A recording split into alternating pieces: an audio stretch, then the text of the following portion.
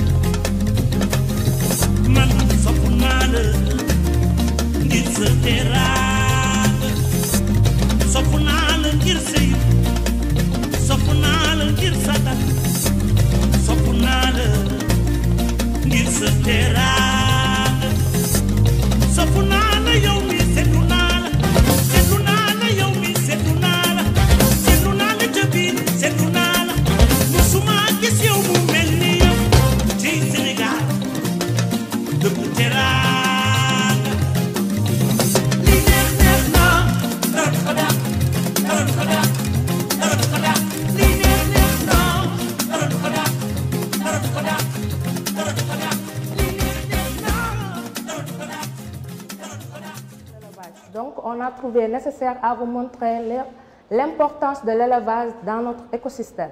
Ici, nous avons l'élevage qui influe sur les sols. Par exemple, les excréments des animaux enrichissent les sols. Ce sol qui est enrichi nous offre différents types de cultures, comme les cultures fourragères dont les animaux vont se nourrir. Donc, c'est un cycle, un premier cycle que l'on a. Pour d'autres cultures, nous avons les cultures vivrières, on a les cultures maraîchères, les cultures rizières, etc. Ces cultures vont servir de matière première aux industries et commerces. Ces industries transforment ces cultures qui vont servir d'aliments, qui vont être d'aliments nécessaires au bien-être et à la santé des personnes et de la société. Aussi, il y a une coproduction entre industrie et élevage. Aussi, les animaux donnent des produits de biosourcés et en énergie renouvelable. Donc, on a trouvé cette image vraiment illustrative de notre thème qui parle de l'élevage. Bonjour tout le monde.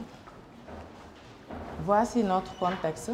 Comme l'a si bien expliqué ma collègue, l'animal occupe une place très importante sur notre écosystème, c'est-à-dire notre environnement. De ce fait, nous allons vous parler des bienfaits ou les usages des animaux. Ici, on a l'alimentation, il nous offre l'approvisionnement, alimentation, fertiliser les sols et plein d'autres trucs comme la santé, les constructions des bâtiments, les recherches aussi, pour les expériences qu'on fait, pour nous les hommes, on les teste d'abord sur les animaux. Bon, là aussi je pense que c'est quelqu'un qui suit, même s'il n'est pas expert, il peut comprendre facilement. Donc c'est important aussi, hein, comme je l'ai dit pour les autres aussi, hein, parce que vous allez être confronté à donc, la réalité. Donc vous allez descendre sur le terrain, vous allez rencontrer des gens qui ne sont pas experts donc, en la matière. Donc vous allez devoir les convaincre, donc vendre votre produit. Voilà, c'est des gens, bon, ce qui les intéresse, c'est le résultat. Hein. Mais comment vous avez fait pour y arriver? Bon, c'est le cadre de leur souci. Hein. Voilà, donc c'est important. Mais essayer d'améliorer aussi qualitativement le langage. Parfois, et ça, je constate chez tout le monde, hein, parfois vous parlez comme si vous êtes en famille ou bien dans la rue, alors que ça, ce n'est pas intéressant. Demain, vous pouvez être en face d'un jury qui a besoin de vous recruter pour une formation en master, ou bien que vous pouvez être en face d'un recruteur pour un travail quelconque. Et le langage, la façon de parler, les gestes, tout, le comportement d'une manière générale compte énormément. Il faut noter qu'en 1984 et 2022, il y avait une grande sécheresse dont nous avions parlé tout à l'heure. Donc c'est la cause maintenant de cette augmentation de la salinisation maintenant. Ensuite, nous avons noté qu'en 2002, de 2002 en 2014, nous avons noté une régression des zones de culture salée. Et cette régression est inversement proportionnelle aux zones de culture peu ou pas salées. Et de 2002 à 2014, cette diminution peut s'expliquer par un retour à des conditions pluvieuses. Maintenant, de 2014 à 2021, nous avons aussi noté une augmentation des zones de culture salée qui est inversement proportionnelle aussi aux zones de culture peu ou pas salées. Maintenant, cette augmentation des zones de culture salée peut être expliquée par les pratiques agricoles qui sont mauvaises. Et ici, nous avons le résultat de la cartographie des changements d'occupation du sol. Ici, pour la première carte, on nous montre globalement les changements d'occupation du sol qui sont intervenus dans ces trois communes. Et plus précisément, la deuxième carte nous montre les modifications des zones de culture salée. Pour la couleur orange, on a des modifications négatives. C'est plus accentué dans la commune de Djouro. Par contre, à Tataguine, on note une modification positive, c'est-à-dire que les terres continuent à se saliniser de plus en plus. Et comparé à Loum-Sessène, qui est un peu derrière ces deux communes, avec une salinisation beaucoup plus minime. Maintenant, pour les mesures nécessaires que nous avons citées, afin de mieux faire face à la salinisation des terres dans les communes de Tataguine, Diouroup et de Loum-Sessène, dans un contexte de changement climatique et pour atteindre les objectifs 1D et 15 des objectifs de développement durable des Nations Unies dont vous parlez, il faut impérativement lutter contre les systèmes d'irrigation qui sont mal adaptés. Le réchauffement climatique, l'avancée de la mer et l'acidification des sols. Il faut aussi maîtriser les apports d'eau de pluie. Il faut construire des ouvrages de rétention tels que les barrages et des terres et des digues, les barrages en terre et des digues. Il faut aussi favoriser la mise en place forestière par l'introduction d'espèces acido-allotolérantes. Et pour une nouvelle application en état de prototype pour une meilleure connaissance et une gestion durable des terres, nous avons ici proposé un diagramme de cas d'utilisation. Alors, le diagramme de cas d'utilisation résume toutes les fonctionnalités qu'on aura dans l'application, c'est-à-dire les cas d'utilisation que l'utilisateur de l'application aura à faire. Et un diagramme de séquence qui montre une séquence, par exemple, de calcul. Et ici, on a une vidéo de l'application. Là, nous avons les différentes régions du Sénégal. Donc, après avoir fait l'étude de salinisation, chaque région, on intègre les résultats. Là, nous avons les cartes dont on vous parlait tout à l'heure.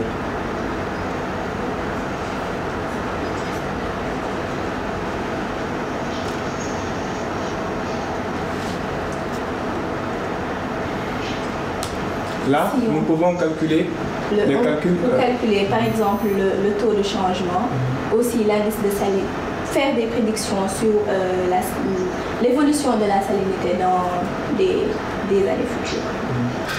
Je vois que c'est vraiment clair quoi, la présentation. Donc on sent vraiment une maîtrise du sujet quoi, à travers votre présentation. Et là, c'est très intéressant. Alors j'ai quelques remarques sur le document. Vraiment, bon, quelques remarques. Il y a quelques croquis qui sont glissés sur le document. Dans la partie sommaire, par exemple, vous mettez résultats. Alors que vous avez beaucoup de résultats, quoi. Alors que résultat, il doit y avoir S, quoi. Ok, donc ça c'est important. Alors sur le document aussi déjà, on vous a dit généralement la première page commence à partir de l'introduction générale et tout ce qui vient avant c'est des chiffres romains. Donc là, les chiffres romains, donc c'est ça. Donc il faudra l'adapter avant le dépôt final, quoi. Donc je pense que c'est important. Donc je m'associe aux félicitations qui viennent d'être faites et je ferai beaucoup plus l'accent sur l'effort de recherche documentaire. Je pense que ça a été très riche en termes de sources de données et en termes également d'outils. Je pense que c'est un exercice qui a permis également aux deux étudiants vraiment de lier la télédirection aux statistiques, à l'informatique. Je pense que c'est trois éléments que vous avez eu à manipuler et je pense que ça montre que vous avez essayé de faire des efforts d'analyse statistique, d'analyse documentaire et je pense que ça c'est déjà des signes de votre engouement à la recherche, à la documentation pour vraiment améliorer. Parce que tout document n'est pas parfait. Vous aurez donc à améliorer, à valoriser les documents existants, comme vous l'avez dit, et à laisser également des portes ouvertes à d'autres de continuer. On clique sur le bouton graphe. Une fois cliqué sur le bouton graphe, il nous demande de choisir quel type de graphe qu'on veut afficher. Après le choix du graphe, on nous demande aussi de choisir les paramètres qu'on veut visualiser aussi. Sur les différents paramètres, on a la pluviométrie, la température, ainsi de suite. Et voilà la graphe. Tout ce qu'on a choisi. Ici, on a une forme qui est pluviométrique, les rendements de chaque culture. Et on remarque ici que c'est le riz qui a plus besoin d'eau, contrairement au melon. Et on peut analyser les différences selon les besoins des cultures qu'on a dans son corps. On a beaucoup de boutons. C'est pourquoi on a sélectionné quelques-uns. Et au niveau de notre vidéo, on a montré les autres boutons qui ne sont pas sélectionnés ici. Ici, on sélectionne notre site. On sélectionne notre site parmi les 14 régions du Sénégal. C'est pourquoi, une fois qu'on choisit le bouton « Choisissez votre site », on va ici choisir votre zone. Une fois choisir le site, ça va nous montrer les cultures qui sont bien, voir les cultures les plus rentables dans votre site. Ça va nous donner toutes les cultures que vous cultivez là-bas et avoir un bon rendement. Maintenant, passons à la bouton modèle. Pour ce bouton, on doit d'abord cliquer sur modèle, ensuite choisir les paramètres. Les paramètres comme ici, on a choisi température, pluviométrie et azote. Après avoir choisi le modèle, on choisit aussi notre algorithme qu'on veut. Nous on a utilisé KNM. Sur ce, il nous affiche un résultat qui nous dit que à 95, à 65,9%, que ces paramètres sont adaptés au type de culture qu'on a là. Il nous donne la précision exacte en pourcentage. Ce rapport de stage a comme thème la réalisation d'une plateforme web de dépôt de candidature, la mise en place d'une liaison spécialisée et la gestion d'exploitation agricole. Le plan est mis comme suit. D'abord, il y a l'introduction, grand 1, étude de l'existant, grand 2, réalisation d'une plateforme web, grand 3, la mise en place d'une liaison spécialisée, grand 4, gestion d'une exploitation agricole, et on va conclure. Tout d'abord, comme vous le savez, l'université du Sine-Saloum est une université à vocation agricole qui forme des ressources humaines aptes à répondre aux besoins du développement agricole et rural et l'élaboration des connaissances et des technologies adéquates pour le développement local, national et régional. C'est dans cette université qu'on trouve la première licence intitulée l'agrotique. C'est une licence à double compétence, comme vous le savez, c'est l'informatique appliquée dans l'agriculture. C'est dans cette siège qu'on a eu à faire notre stage à la DISI de l'UCEN, qui est une direction informatique et du système d'information. C'est dans cette stage qu'on a eu à faire des études sur le développement web, réseau informatique, et sans oublier aussi la partie de l'agronomie qui est très importante dans notre parcours. Tout d'abord, la DISI assure un accès de qualité aux ressources numériques et informatiques jusqu'à la mise en œuvre des stratégies en sécurité des systèmes d'information. Mais grâce à notre stage, nous avons eu à réaliser la gestion d'une plateforme web de dépôt de candidature, mais aussi la mise en place d'une liaison spécialisée au niveau de la DISI. Comme vous le savez, les personnels ont du mal pour faire le traitement des dossiers, l'évaluation des candidats, car ça nécessite beaucoup de ressources humaines, mais aussi une perte de temps dans la conception de la base de données. Mais aussi, il y a des problématiques au niveau des candidats, comme vous le savez, les longs trajets pénibles, le retard lors des dépôts de candidature, longues files d'attente, mais aussi de faire des photocopies sur plusieurs dossiers en cas de dépôt sur des ordres. C'est pour cela que je vous propose cette candidature. C'est une plateforme qu'on a eu à réaliser ici, à l'UCEN, pendant une durée de 2 mois de notre stage, avec 2 systèmes d'accès. Il y a l'accès administrateur et l'accès des utilisateurs qui sont les candidats. Comme vous le savez, cette plateforme va permettre aux candidats de pouvoir remplir leurs informations, uploader des fichiers, savoir les appels d'offres mis en ligne en temps réel et de pouvoir postuler sur une ou plusieurs offres. Mais aussi, l'admin va mettre en ligne des offres, visualiser les postulants dans une des offres, évaluer les candidats, faire une délibération finale et envoyer des notifications aux candidats qui seront retenus et non retenus. Pour la mise en place, comme vous le savez, le développement d'une plateforme web nécessite beaucoup de connaissances mais aussi d'outils. Pour cela, nous avons utilisé WordPress et OneServer pour la conception de notre base de données, mais aussi pour le responsive, pour la gestion de contenu de notre plateforme. Nous avons utilisé aussi des langages de programmation tels que PHP, HTML, CSS, Bootstrap et UML. Mais aussi, nous avons un serveur cloud, c'est le GitHub, qui va nous permettre de stocker nos informations en temps réel et de pouvoir et des mises à jour que nous ferons à temps réel aussi. Voilà notre page d'accueil de notre application. Ici, l'utilisateur, s'il n'a pas de compte, il va cliquer sur inscription pour pouvoir s'inscrire. Il met toutes les informations nécessaires. Et après, un mail de confirmation lui sera envoyé par mail pour valider son compte.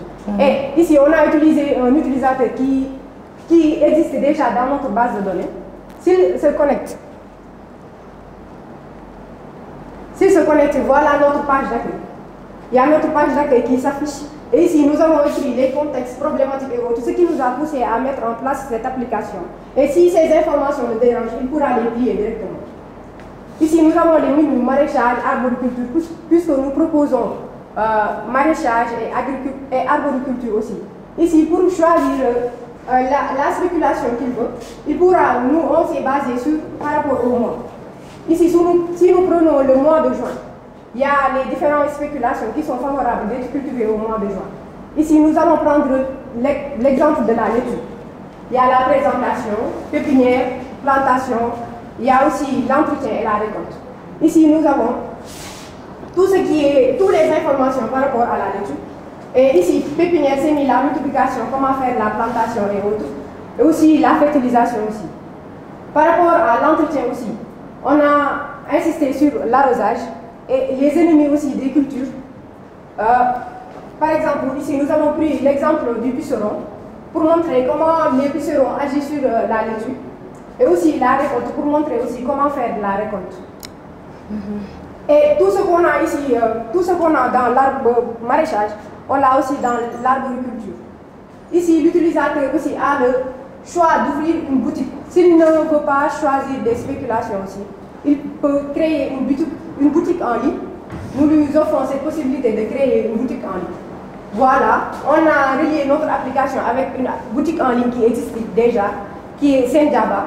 Ici, l'utilisateur peut entrer toutes les informations qu'on lui a demandées pour pouvoir créer, sa boutique en ligne.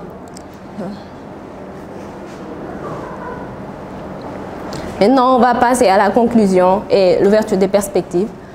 D'abord, on a utilisé les NTIC, les nouvelles technologies d'information et de la communication pour développer notre application.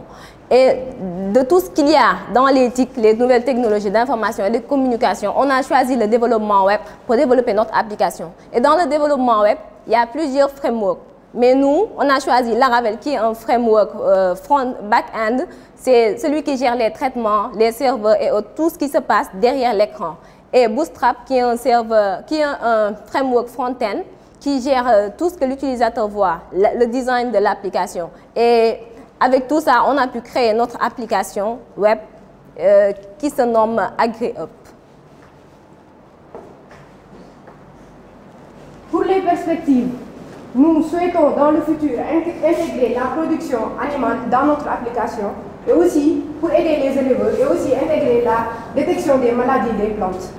Votre application que vous avez mise en place va révolutionner cette agriculture sénégalaise qui jusque-là n'arrive pas toujours à décoller. Parce que je pense bien que ce n'est pas la première fois qu'on se rencontre. On a eu à se rencontrer il y a quelques mois. Vous avez un peu vu ce que nous faisons. Vous avez certainement dû remarquer qu'il manquait encore vraiment le volet NTIC dans la production agricole. Parce qu'aujourd'hui, bon, je vous le dis en tant que professionnel, maintenant l'agriculture c'est devenu comme la médecine ou bien comme l'aviation. Tout doit être calculé, tout doit être juste, tout doit être exact. Il ne doit plus y avoir maintenant d'utilisation, comment dirais-je, de l'à peu près. Si vous devez fertiliser, si vous devez traiter, si vous devez irriguer, tout doit être maintenant calculé. Et on apporte exactement ce dont les cultures ont besoin. Ça, c'est fondamental. Donc, je pense bien que les entreprises ont hâte vraiment... On sait que l'agronomie joue un élément essentiel pour la vie socio-économique d'un pays. Et l'agronomie a aussi eu une révolution qui a touché plusieurs domaines. À savoir dans l'humidité du sol, l'irrigation, la production, la société et beaucoup de domaines. Mais l'agronomie en tant que telle présente beaucoup de problèmes. Nous avons mis en place notre objectif principal, c'est faciliter l'accès à l'information et au conseil agricole à partir de 5 points.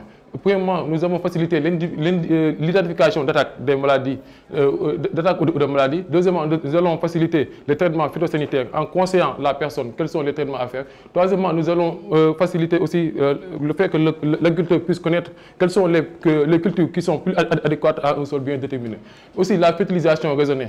Ça joue un temps pour ne pas gaspiller de l'argent et de l'engrais. Et finalement, nous allons aussi faciliter l'information pour les gens qui aiment manger quelque chose et qui ne savent pas quels sont les nutriments que contiennent cette aliment. Bon, pour la mise en place de cette solution, on a mis, comme vous l'avez dit tout de suite, on a mis en place une plateforme web qui est accessible pour tout le monde. Maintenant, il y aura deux types d'utilisateurs. Il y aura des utilisateurs simples, c'est-à-dire tout le monde peut y accéder, et l'administrateur.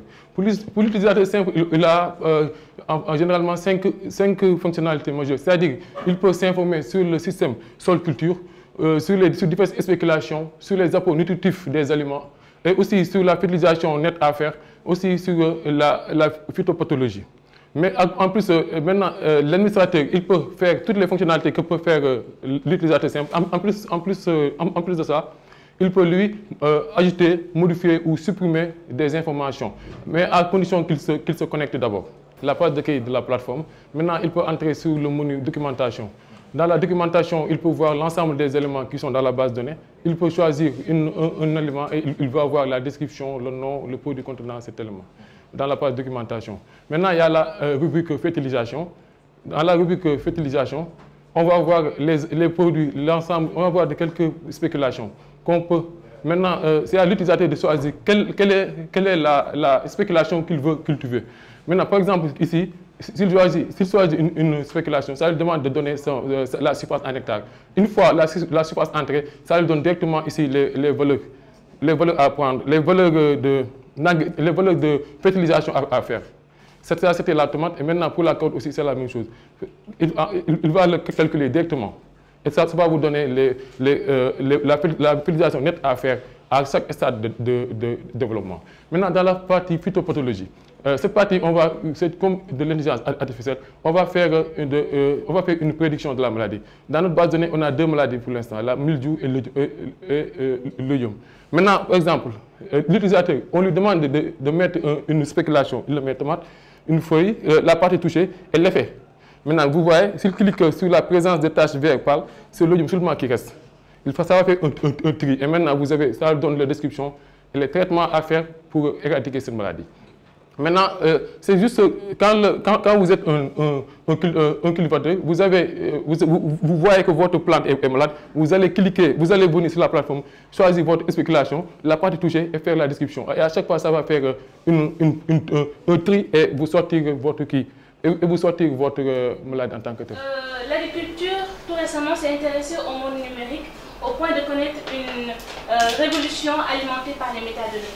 Une nouvelle forme d'agriculture est née, l'agriculture de précision, qui est une méthodologie qui se base sur une méthodologie de collecte de données d'aide à la prise de décision. Elle permet de gérer son champ d'une manière plutôt précise, d'optimiser le rendement tout en modulant les intrants. Maintenant, cette forme d'agriculture est dépendante des données confidentielles, sensibles, facilement disponibles sur les applications web. Et comme elle s'est tout récemment greffée au TIC,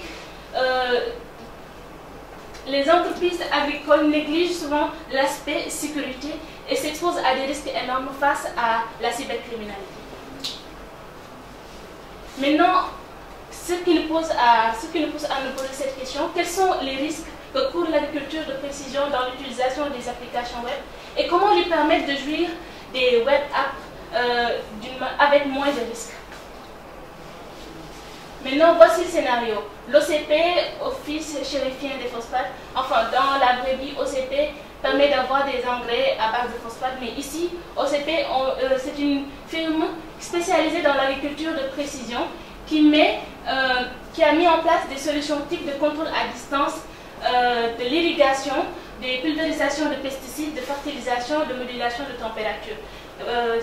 Et qu'elle rend disponible sur cette plateforme Smart Agri Digital 1.0. Maintenant, l'OASP. Il faut comprendre que l'OASP, c'est une communauté d'experts en sécurité en ligne qui travaille sur la sécurisation des applications web et elle propose aussi des solutions, des techniques de sécurisation pour ces applications aussi.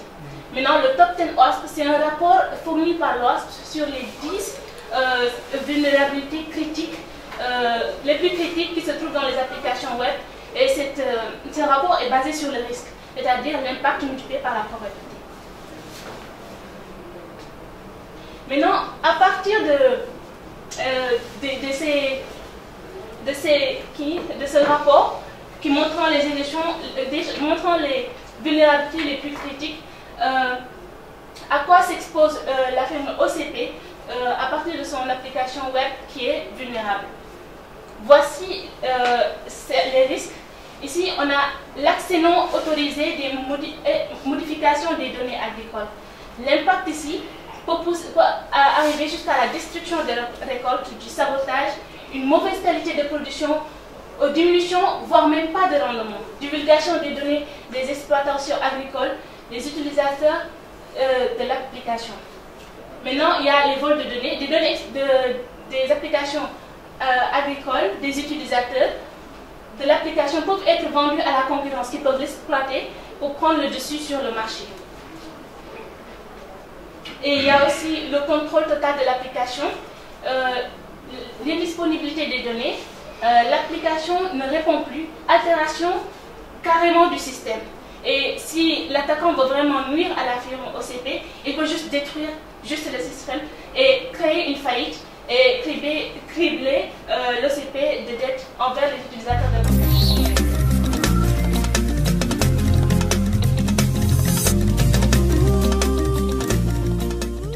Pour renouveler mes remerciements à l'endroit de ce que je peux appeler les jurys externes, donc des collègues et experts qui nous sont venus des autres universités du Sénégal et d'autres structures qui ont sacrifié encore une fois d'une partie de leur temps. Nous sommes un week-end pour venir partager avec nous donc, cette journée et nous donner aussi l'occasion d'avoir un œil extérieur sur les niveaux de connaissances de nos étudiants que nous avons eu à former depuis 3 ans. Donc vraiment, mes remerciements, je dirais même au nom du recteur. À l'endroit aussi des étudiants, ils ont été patients, attentifs, et je les félicite aussi pour les exposés qu'ils ont eu à faire aujourd'hui. Évidemment, l'idéal c'était que tous les membres du jury participent à toutes les évaluations. Mais comme le temps était très limité, nous avons fait des jurys parallèles. Maintenant, nous allons donner l'occasion à tous les membres de disposer de tous les exposés. Donc, une compilation de tous les exposés vous sera envoyée, ce qui vous permettra d'avoir une idée un peu plus globale donc du niveau de travail donc fait par nos étudiants. Alors, cette tribune aussi est pour moi l'occasion de recueillir, et je vais vous donner la parole tout à l'heure, un avis vraiment scientifique, hein, sans complaisance, du travail que vous avez eu à juger aujourd'hui et éventuellement des recommandations que vous pourrez nous faire donc, dans le cadre toujours de la mise en place de cette structure nouvelle qui est l'UCN. Nous sommes toujours à l'étape de construction, ce n'est pas comme les universités qui ont des formations consolidées. Donc au bout d'une génération, d'une promotion, c'est toujours bien de recueillir les avis des uns et des autres qui sont donc dans la spécialité. Et j'ai été invité à cette session donc, technique d'évaluation des rapports par mon cousin, hein, Abdurrahman, qui est là. Et c'était un vrai plaisir d'être là pour vraiment examiner ces documents hein, qui nous ont été soumis. Professionnellement, je suis à la FAO et j'ai eu en termes d'impressions positives sur les thématiques qui ont été posées. Parce qu'en fait, tous les thèmes, notamment ceux que j'ai vus pour l'instant, sur les semences, sur la salinisation, sont des priorités de l'heure pour un développement agricole. Et faire de l'agrotique dans ces domaines prioritaires, je pense que c'est une importance capitale. Des jeunes engagés qui ont connu leur thème, qui ont maîtrisé leur thème, je pense qu'on en a vu 4, qui ont aimé leur sujet, qui ont fait des propositions, des solutions, des contraintes dans leur méthodologie, également des ouvertures pour vraiment développer d'autres orientations, d'autres stratégies hein, dans l'avenir. Donc je pense que c'est une fierté d'être là et un devoir pour moi également de participer à ce travail d'enseignement. Je remercie les autorités de l'université de m'avoir invité. Je crois que moi, j'ai beaucoup gagné en participant à cette rencontre. Pourquoi? Parce que je forme des jeunes dans des collectivités locales. Actuellement, nous avons 5 communes qui sont entrées dans l'agroécologie avec les maires. Et ces maires vont recruter des jeunes, on va les former, ils vont être installés dans les communes de Fimela, de Djilor, de Diofior, etc. pour développer l'agroécologie.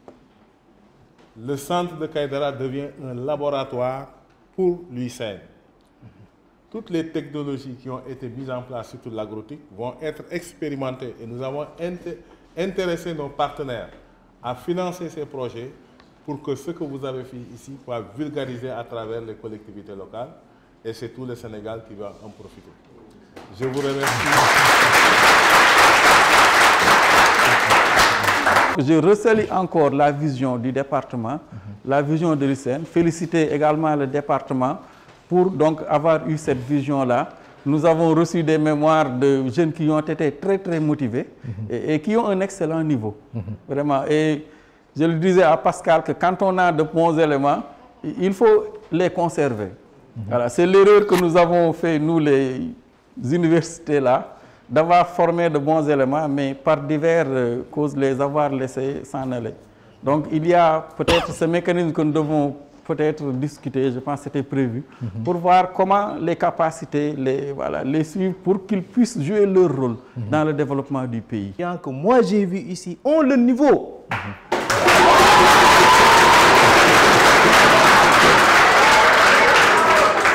Ça, c'est très important. Ça, c'est très important. Ils ont le niveau et qu'est-ce qui peut expliquer cela? Deux choses. Un, la formation qu'ils ont reçue de la L1 à la L3, c'est très important. Mais la formation qu'ils ont reçue bien avant de venir à l'université. Donc ce niveau-là que vous avez, continuez à aller de l'avant, persévérer de l'avant et n'attendez pas à ce que l'État vous donne du travail parce que vous avez le niveau pour développer vous-même votre propre entreprise. Ça, c'est très important.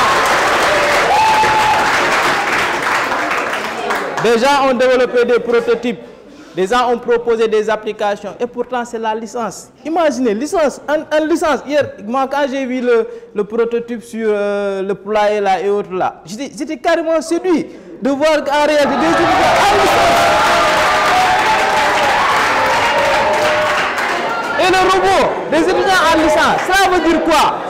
Cela veut dire que nous avons toutes les compétences ici au Sénégal, d'accord, pour ne même pas sortir du pays et développer notre pays. Ça, c'est très important.